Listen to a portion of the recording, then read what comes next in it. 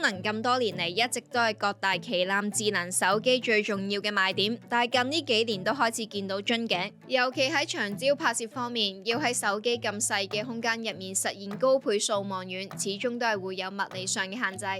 而為咗突破呢一點呢，喺2025年幾間廠商就不約而同咁樣試咗一招新招，就係外掛鏡頭啦。呢一類型嘅外掛真距鏡頭咧，通常都係外接手機原本嘅長焦鏡頭之上，用光學嘅手段咧，將變焦倍數再成大。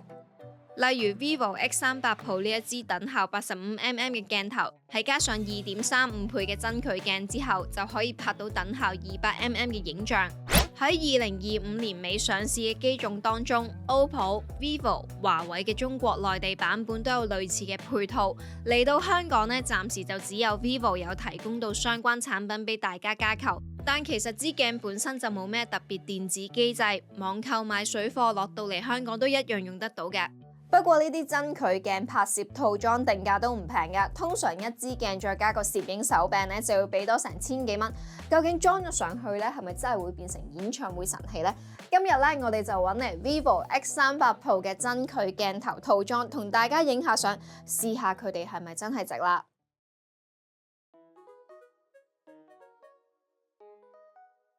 呢個拍攝套裝可以分開兩部分買嘅，一部分呢就係專用保護殼同支真距鏡，要用支鏡呢就要裝埋個金屬轉接環，裝上去嘅時候呢要好似相機鏡頭咁樣對位再轉動，都幾有 feel 㗎。呢個保護殼嘅機尾位置呢，仲有一個稍為突出嘅手把位，入面呢就收埋咗一支座台支架，日常用都唔錯嘅。但係如果當成相機嘅手把呢，手感就唔太足夠，尤其喺裝咗長鏡頭之後呢，就更加難單手操作啦。呢個時候呢，專用嘅拍攝手柄自然就大派用場啦。裝咗之後唔單止可以提升手感，仲可以為 X38 Pro 加入額外嘅按鍵，例如最實用嘅半按快門、錄影鍵以及變焦用嘅撥桿，同埋可以自定功能嘅撥輪。底部亦都有螺絲頭俾大家裝腳架嚟用㗎，整體操作手感即刻似翻一部 prosumer 級別嘅相機啊！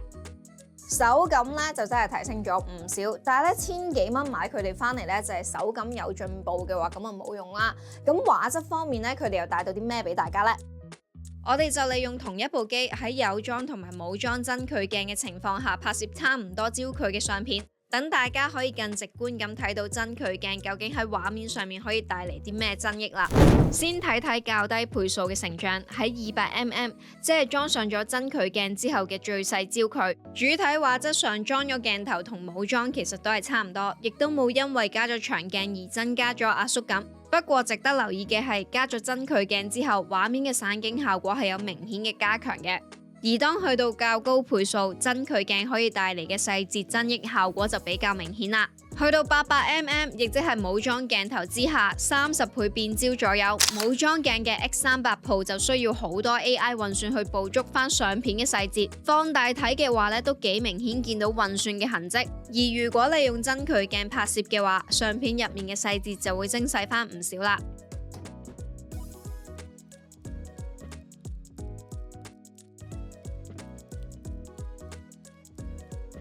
不過真距鏡嘅優勢咧，去到呢一個倍數咧，其實就已經冇乜剩，因為咧再提升上去就係長焦鏡本身需要數碼變焦嘅範圍。而 Vivo X38 Pro 裝上真距鏡之後，就有一個特點，就係會壓低 AI 嘅運算使用力度，變相咧就會令到相片質素嘅差距拉翻近啲啦。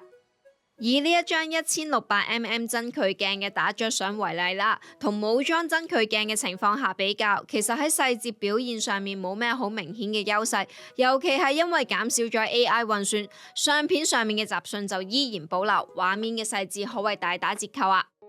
同樣嘅情況都常見於800mm以上嘅真距鏡相片上面，只要畫面稍為唔夠光，拍出嚟嘅畫面呢就會相對粗糙。但當插翻支鏡落嚟，加入 AI 運算嘅畫面就隨時反而會更啱口味啦。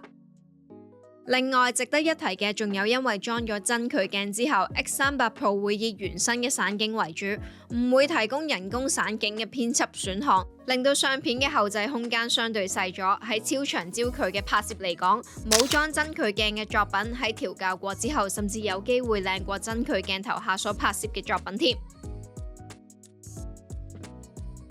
單純以相片質素去考慮咧，呢一支真距鏡最多為 X300 Pro 長焦鏡嘅可用範圍向上拉咗少少，喺拍攝上面帶嚟嘅價值其實唔算好大，甚至喺側面體現咗今代旗艦手機喺 AI 運算技術上面有幾咁強大。咁睇法咧，呢一支真距鏡頭會唔會唔係好值得買呢？咁啊，未必真係㗎。影相冇優勢咧，係因為長焦相片可以用 AI 運算暴力咁後製，但係如果用嚟拍片嘅話咧，真距鏡就完全 show 到佢嘅身價啦。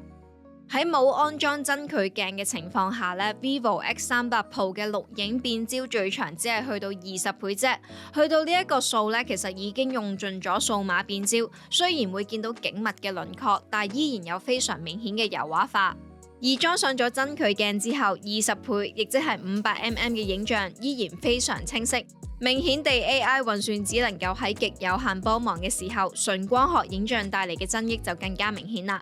而真距鏡拍攝影片嘅極限就係1150mm， 亦即係主鏡頭嘅48倍左右。油畫化咧就當然走唔甩噶啦，但值得一讚嘅係 zoom 到咁遠，佢嘅防手震能力依然唔錯。我哋去到球場入面追波都仲得啊！